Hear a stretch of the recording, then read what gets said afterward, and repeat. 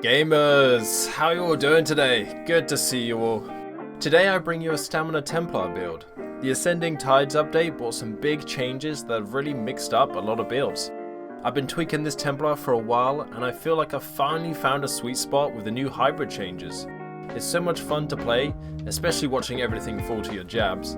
But the main appeal of this build, I think, is that it's also super simple and easy to jump into. That means that both new players and those with more experience can have a good time with this build. It's got good survivability, nice sustain, and some great burst damage. So let's get into it.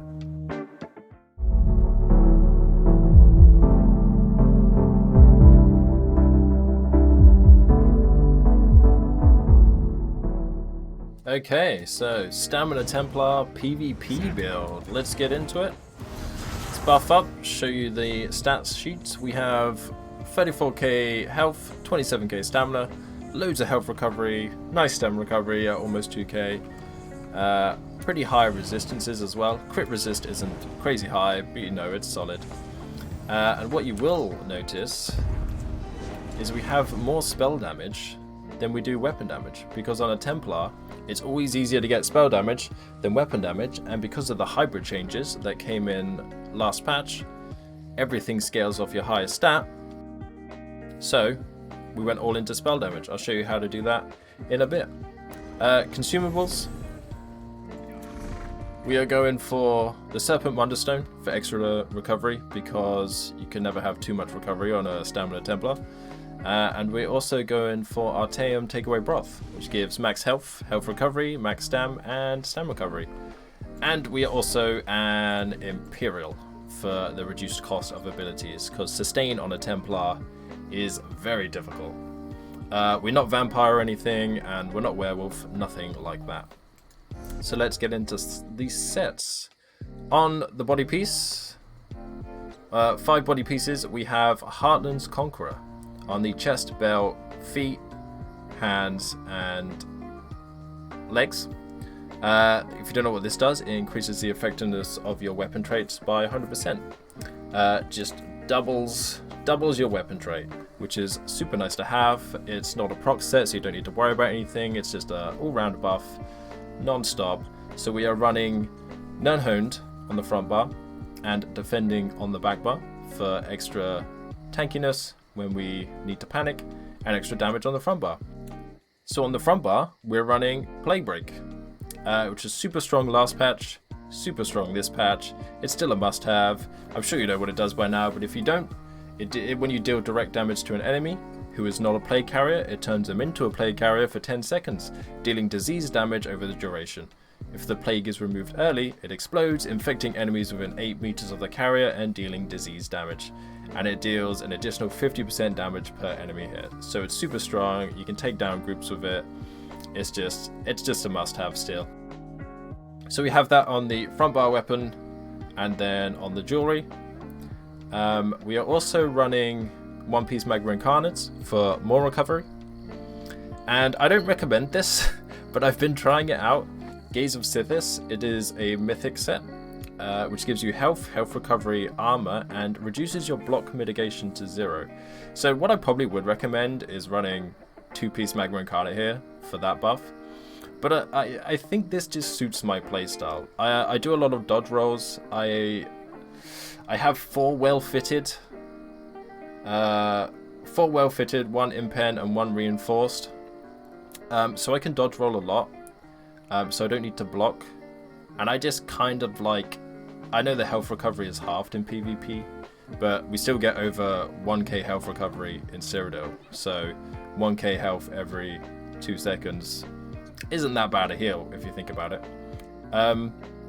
One thing to note with Gaze of Sithis is it's only block mitigation that is reduced to 0, so you can still block things. For example, if you're going to get stunned, if you've got a meteor coming your way, you're going to take full damage, but you can still block the stun, which is nice. So I've been trying that out, and it's been working, so I've been liking it. Jewelry, we have 1 robust stamina recovery, and then we have 2 infused spell damage. So, because of the hybrid changes, we can get our spell damage super high, and that is because of this skill here, Power of the Light. Dawn's Wrath has a passive that grants minor sorcery to you and your group, which increases your spell damage by 10%. So, when I use Rally, I get an extra 20% spell damage, and then when I use Power of the Light, I get an extra 10%. So that's an extra 30% spell damage as opposed to only 20% weapon damage, which will always take our spell damage higher, and everything will scale off our spell damage, making it that much stronger, so we'll hit harder. So spell damage is the way to go on a Stamina Templar. It feels backwards, I know. So running 4 heavy, 2 medium, 1 light. Heavy on the chest, legs, helm, and I put one on the feet as well. I think I might change another one of these to medium. I'm probably a bit too tanky, I don't need it, I could have a bit more damage. And yes, and on the back bar, we're running a Vadashran Greatsword, just for the extra spell damage again. And the violent explosion that explodes people is also kind of nice as well. And again, scales off your spell damage. So that's all the sets. Let's move on to skills. Front bar, jabs. Always go for the jabs on the Templar. It now gives you major brutality and sorcery. I still like to get this from Rally because I like the Rally heal anyway, but you know, it's nice to have. Power of the Light, this has given us extra penetration by putting minor breach on the opponent, and it's also giving us the extra 10% spell damage. And the way to do it is, you put this on an opponent. What I would do is I'll put this on, it will add up all the damage you get, and then just before it pops, you want to stun your target, and it will blow them up with the burst. Which is super nice to do, usually takes down most people pretty easily with the damage that we are rocking. Speaking of the stun, I'm using Binding Javelin, which is a very nice range stun, and it also goes through their block now, so you can't block it. Next on is Lingering Flare. Can be used to expose Nightblades and stealth targets. I don't use it for that because it's very expensive. I just slot it for the major protection. Again, it's more survivability. You want to stay alive in PvP. You just want to stay alive. Next up is Turn Evil. Another skill that I don't really use, which is why this build is very easy to play, because I use like 5 skills. But it's slotted for the extra damage that you get from the Fighters Guild. But I do use it on occasion because it is a group stun. Anyone who's hit by it is feared. So if I'm being jumped on by several people, I will throw this down to escape. So it's quite nice there. Dawnbreaker Smiting, great stun, huge damage, gives you extra damage because of the passive. Cannot go wrong with Dawnbreaker. Backbar, Restoring Focus. This is must have, gives you all your resistances, gives you extra stamina recovery, and when you stand in it, you do get health every second, which is very nice. Loads of like heals over time from my health recovery and this. One thing I will point out about this skill is it's a bit hard to see where it lands, because when you use it, it will go down where you used it.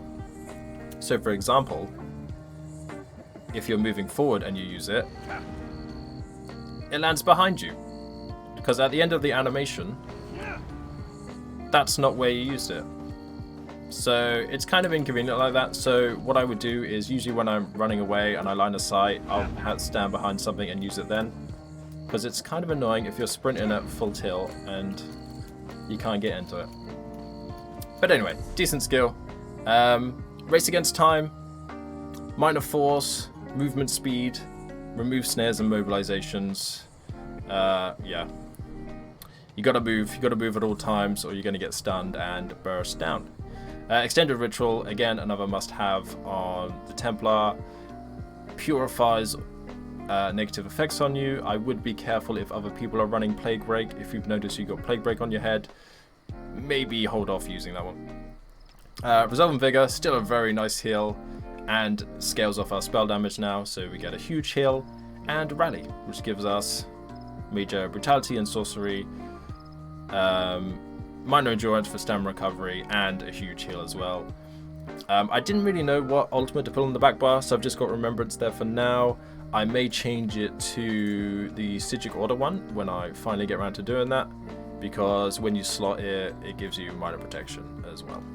So that's it for skills. Quickly mention potions. The main ones I use are Essence of Immovability, so immune to knockback effects, gives you major movement speed and stamina. I also think a must-have is Detect Pots. There's a lot of Night Blades about, a lot of Gank Blades, and if you bring them out the stealth, they're pretty much done. You can finish them easily, because stealth is their only form of survivability, because they don't have anything else. So those are a must-have. So that's everything. Let's just move on to champion points. Same odd stuff in the green tree, just got to make sure you have Break Fall. There it is, the one that reduces fall damage. That's the only one that's really going to help you in PvP. For the blue tree, I've gone for Ironclad, reduce your damage taken by direct damage attacks by 2%. Jeweler's Rebuff, reduces the damage taken by single target attacks by 2%. Biting Aura, increase your damage done with area of effect attacks. That will help your jabs. And Focus Mending, increase your healing done with single target heals by 2%. Red tree, I've gone for max health. Probably kind of overkill on the health. We'll see. I could take some stuff out of survivability and put it more into damage. Rejuvenation, lots of sustain. We need the sustain. For some reason, I cannot sustain. So that's nice. Pain's Refuge, reducing damage taken for every negative effects on you. And I've gone for Slippery, which is when you are affected by a disabling effect, you automatically break free for no cost. After using this effect, you become winded and cannot trigger this effect again for 21 seconds. So I've been liking this, especially in Cyrodiil, where sometimes it's hard to break free, thanks to the performance. But it also means it doesn't cost anything. So it saves you 5k stamina, which is always nice to have. Again, we need the sustain. But there you go, that's it for champ points. I think I covered everything. So there you go, Stamina Templar PvP. And that's it for the build. I hope you enjoyed the video and have as much fun as I do playing this Templar. Thank you everyone for watching. Don't forget to leave a like if you enjoyed and hit the subscribe button for more ESO content and build videos. If you have any questions about the build or suggestions on how to make it even stronger, then definitely leave a comment. Also, don't forget to check out my Twitch channel at twitch.tv/Kylobyte to hang out with the awesome ESO community. I'll put a link to that down in the description. Thanks for watching everyone, and I'll see you in the next one.